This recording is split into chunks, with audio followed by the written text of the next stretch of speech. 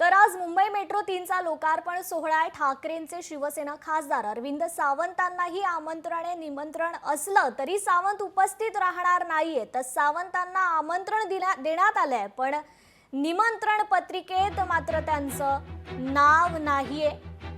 यावरून आता अरविंद सावंत उपस्थित राहणार नाहीयेत अशी माहिती मिळतीये। मुंबई मेट्रो 3चा आज लोकार्पण सोहळा आहे, मात्र या सोहळ्यास अरविंद सावंतांना आमंत्रण असून देखील सावंत हे उपस्थित राहणार नाहीयेत। मुळात असं की आजचा दौरा माझा आदरणीय उद्धवजींनी, तुम्हाला कल्पना आहे की नाही, उभ्या महाराष्ट्रामध्ये आज राज्यव्यापी आंदोलन आहे शिवसेनेचं। आणि गेले 2-3 दिवस माझ्याकडे पश्चिम विदर्भाची जबाबदारी आहे। मी बुलढाण्याला गेलो, बुलढाण्यातून अकोल्यात आलो, अकोल्यातून आज अमरावतीत आलो।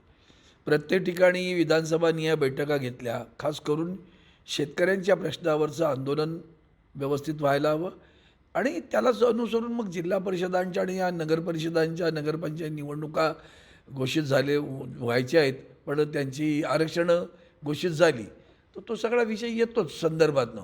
पण मूळ विषय आज आहे शेतकऱ्यांना न्याय देणं, आणि त्याला धरून अमरावतीतसुद्धा आज अनेक तालुक्यांमध्ये धरणं आंदोलन होणार आहे।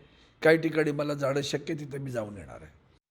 ज्या मेट्रोच्या कामाला महाविकास आघाडी सरकार असताना त्यांनी स्थगिती दिली आणि आदरणीय एकनाथजी शिंदेसाहेब 2022ला मुख्यमंत्री झाल्यानंतर ह्या सगळ्या स्थगिती उठवून आदरणीय एकनाथजी शिंदेसाहेबांनी हे मेट्रोचे प्रकल्प गतिमान पद्धतीनं पुढे नेले।